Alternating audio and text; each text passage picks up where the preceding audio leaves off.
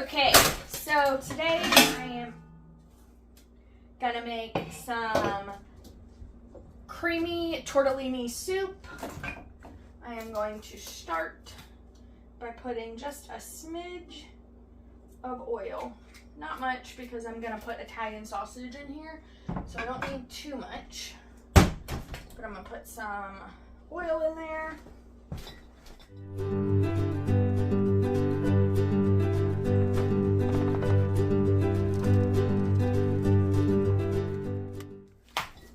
Okay, I need 2 pounds of Italian sausage.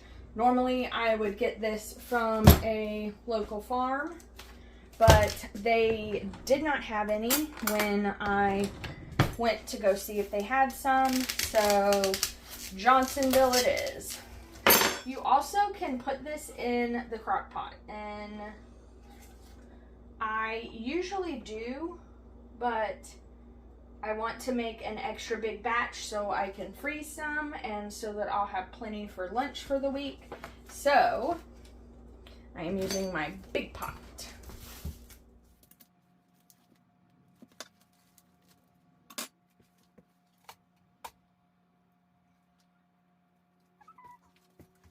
And I'm going to let that brown while I chop up celery, carrots, and 1 large sweet onion.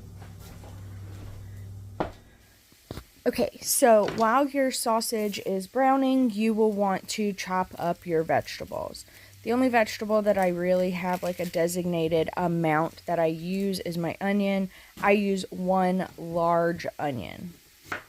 Other than that, celery, I put as much or as little as I want. Same with carrots. I usually just use what I have in my fridge. I would love to tell you exactly how much to use, but it really is personal preference. Some people prefer a lot of vegetables and some people prefer a little.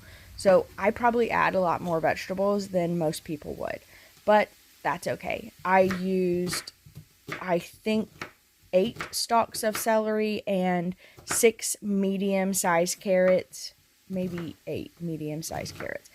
I don't remember. I use a lot. So I don't finely dice up the onion here. I just give it a nice good chop. It's going to be completely fine. Once I have that chopped, I throw it in with the meat that's browning so the onions can go ahead and start cooking. Okay, so I will always give any of my leftover scraps from celery or carrots to the pigs or chickens. I cannot do that with onion. Onion is toxic to both chickens and pigs. Generally, it's only if it's in large quantities, but I just don't give them any onion product just to be on the safe side. A lot of people do not like the green leafy part of the celery, but I in fact love it, and it gives everything extra nutrients. So I always chop up the green leafy part of my celery and put it into anything that I am cooking. So you will notice that I am doing that here as well.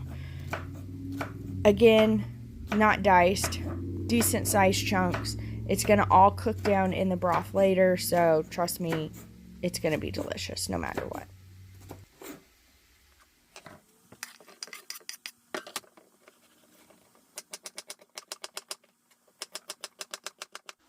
As I get through chopping each vegetable, I will just add it to the pot so that that vegetable has a little bit extra time to cook. So as you can see, once I was done with the celery, I just added it to my pot and then stirred it in. Okay. You know, earlier I said that I had medium-sized carrots, but now looking back as I'm doing this voiceover, these were actually pretty small-sized carrots. Normally I would slice the carrot down the middle and then chop the carrot into pieces, but because these were so small, a lot of them I just chopped into pieces because they were actually much smaller than the carrots that I normally get. So I think I used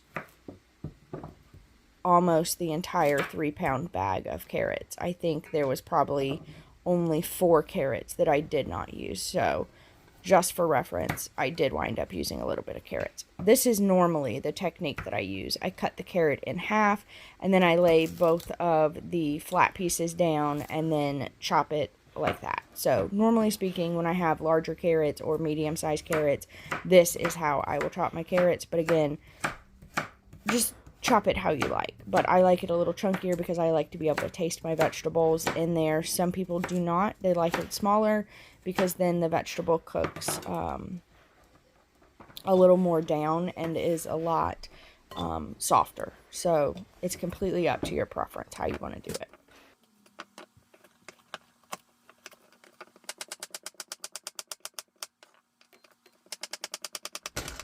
Okay, so once you have all of your vegetables and meat in there, I add in 2 full containers of bone broth. I generally have this, I make this on my own, but I am all out. So I just grabbed some. This is College Inn, Chef's Best, no GMO. So there was one. Here is the other.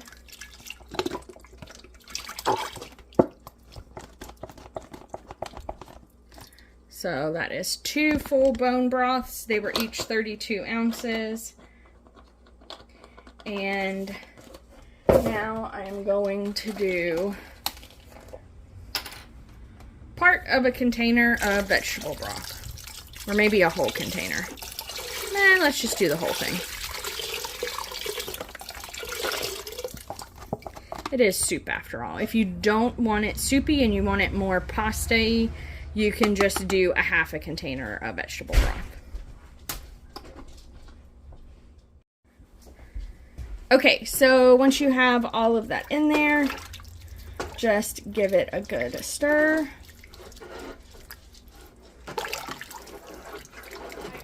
Just completely remembered that I need to add in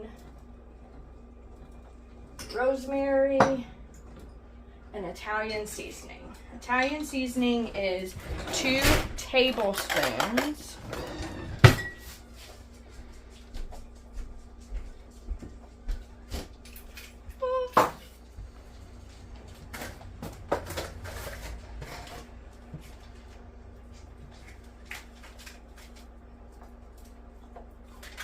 Two tablespoons, and I give it a little extra. And then, I'm not gonna lie, I don't really measure the rosemary, but I'm gonna do about half of this, so maybe 1 tablespoon. I will note, my dad says it's too much rosemary, so if you don't like the taste of rosemary, add less. And then give it another big stir. Wait for it to boil, and then reduce it down to a simmer.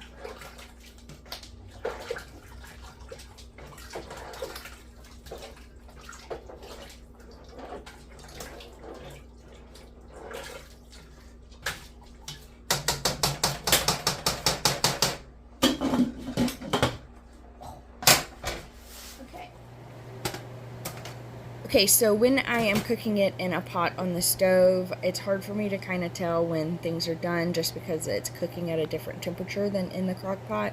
So you'll see here, I'm just testing to see how soft the carrots are at this point. I kind of just monitor when it's done based on the vegetables. Okay, so once you have that cooked down to how you want it, I add in a whole thing of baby spinach.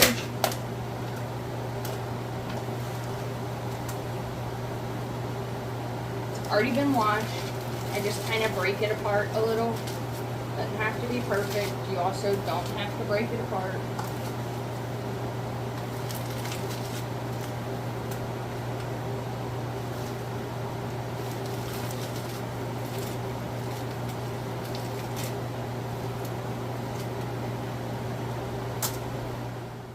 Once you get your spinach in, give that a good stir until it is all coated in your liquid and wilts down just a little bit. And then I add in 2 family-size packs of spinach tortellini. 1, 2.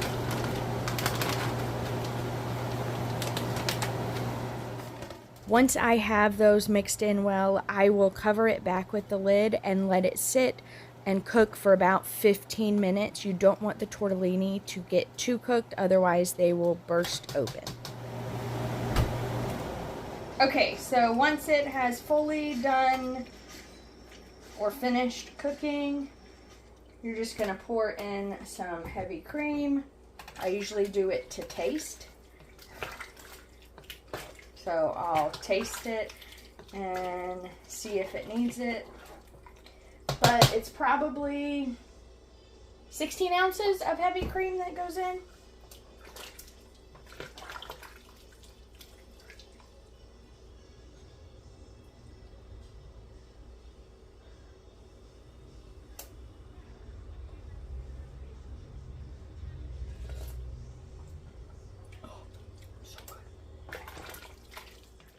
Once you have tasted that soup and it is to your liking, it is ready to serve whenever you are ready. Just look how delicious that looks. Anyway, you can either keep it on low and let it simmer while you are waiting for guests to arrive, or it is ready to serve as soon as you are. Grab your favorite ladle. Mine is a wooden ladle that I got up in the mountains that was handmade.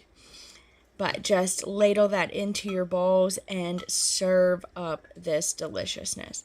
This also pairs well with some cheesy sourdough toast, whatever you like. But this was so perfect for the cold, rainy day that we were having.